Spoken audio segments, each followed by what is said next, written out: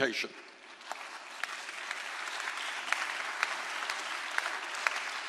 Well, then people say, well, Bernie, you know, that sounds like a great idea. You're a nice guy. How are you going to pay for all that stuff? And that takes us to another issue, which distinguishes our campaign from Secretary Clinton's or anybody else's. We live in a country with more income and wealth inequality than any other major country on earth. The top 20 wealthiest people in America own more wealth than the bottom half of America. And what we have seen for the last 30 years is the middle class shrinking and shrinking and shrinking, while healthcare costs and education costs are soaring. And that's why so many middle class families are in trouble today. And I believe that it is time to tell the billionaire class, time to tell Wall Street they cannot have it all. That we are going to put a tax on Wall Street speculation that will raise more than enough money to make public colleges and universities tuition-free and substantially lower student debt. This is not a radical idea. Germany, you know how much it costs to go to college in Germany today? Zero. You know how much it costs to go to college in Scandinavia? Zero. Chile, in fact, has moved in that direction. These countries are smart. They are investing in their young people and in the future of their country. We should do the same.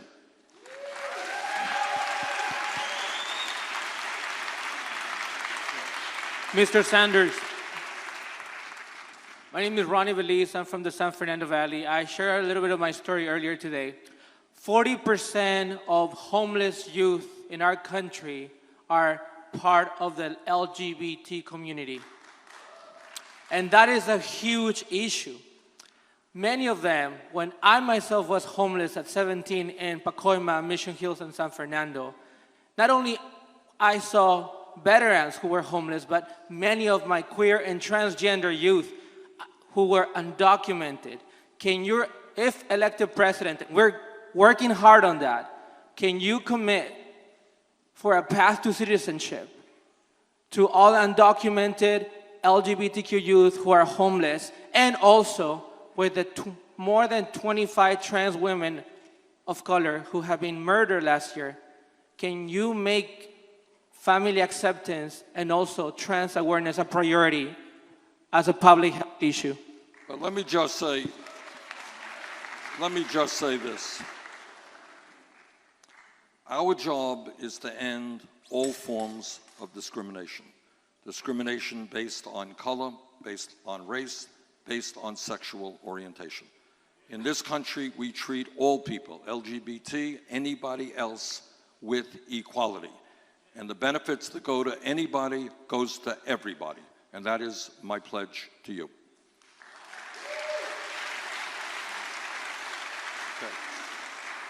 Okay, Arturo, we have to get going fairly soon. Two more questions. Okay. Sir. Senator Sanders, it's a pleasure to have you here in this iconic place for the Mexican community in East Los Angeles. My name is Guadalupe Gomez, member of the Zacatecano community. And I'd like to tell you that we share your views and your vision for America and the important issues for our community: education, health coverage for all, global warming. But we need your help, even beyond this election.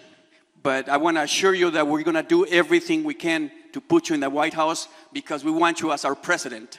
Thank you.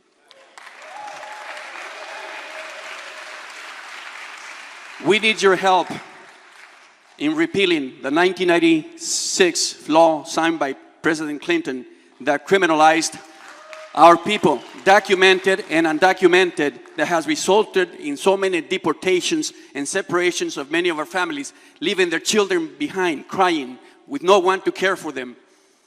Secondly, we need to get rid of the private detention centers that have profited and are profiting from the suffering of our people. Can we count on you with your help as president? Okay, let me start with the second, and we'll go to the first. If you read our platform in terms of criminal justice, it is very clear that we have got to end corporate ownership of prisons and detention centers.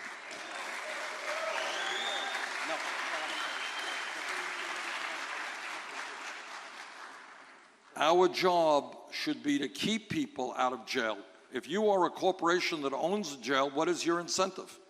You make more money by getting more people into jail. All right? So we have got to end that, and I will end that. That is one of the important planks on our criminal justice reform. And the point that you made also, I mean, I mentioned that earlier. There is a lot of pain in the immigrant community. We heard it from Betty, and I have heard it from so many people.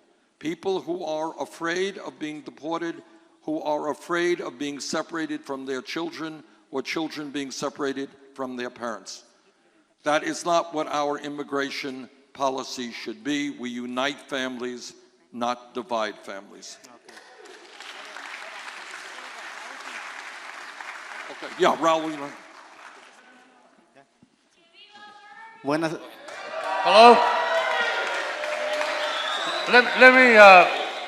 Let me just, I can't add to what the senator's already said, but just to say that the immigration platform of the Sanders campaign and Bernie talks specifically to the question that if you don't dismantle and repeal those provisions of the 1996 laws that have led to the situation, you cannot have the kind of comprehensive immigration reform that we want.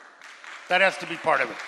The other thing is to begin to end the bed quotas, the requirements that so many beds be filled for these for-profit prisons again.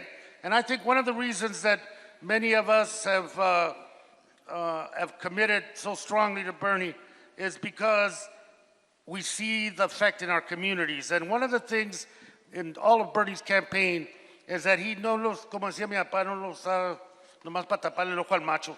It has been sincere, real, and what Bernie says in this setting is the same that he says in another setting, and I think that's very, very important. We have one last question. One last question. sí, buenas tardes. Mi nombre es Pérez Cruz Good afternoon, I'm Perez Cruz. y yo trabajo en Gage Vermont Car Wash. I work in the car wash, Gage, Vermont. Y tengo yo sindicato, yo estoy working local 675. I'm with Local 675. Y sigo siguiendo los pasos I'm following the steps, I'm doing what I'm supposed to do. y... Sí, bueno, todavía no puedo. Yo soy un trabajador inmigrante I'm an immigrant worker. y como yo y como bastantes que somos trabajadores inmigrantes, I'm just one of many immigrant workers. y quisiera preguntarle a usted que cómo nos puede ayudar. All I want to ask you is, how are you going to help us? I'm going to help you.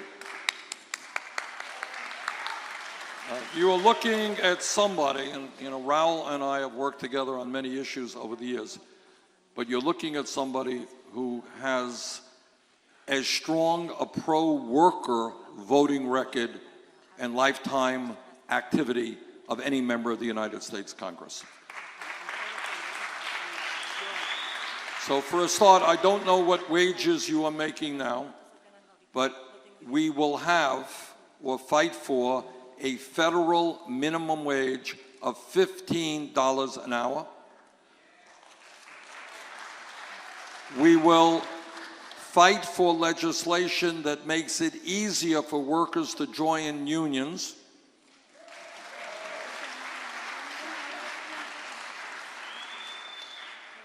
And we are going to fight to make sure that every person in this country has health care as a right, not a privilege.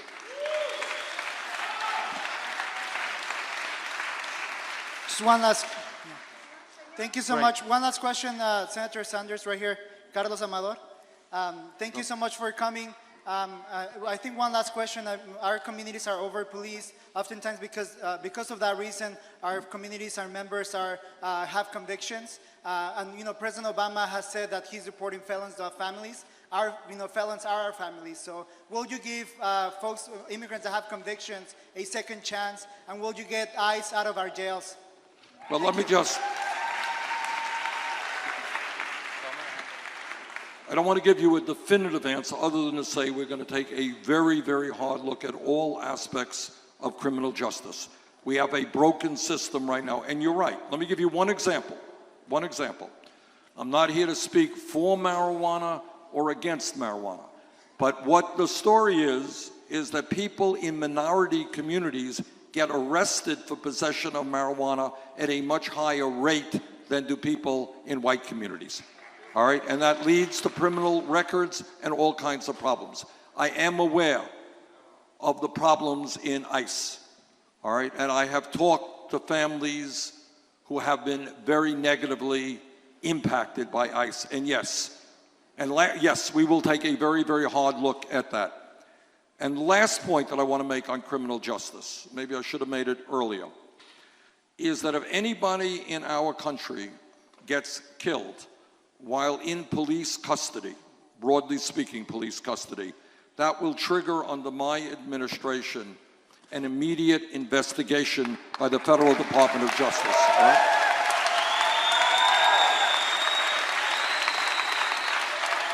So I thank you for raising those issues. I just don't want to give you a definitive answer, but we will take a look at criminal justice from A to Z, and I do know that minority communities are in fact over-policed.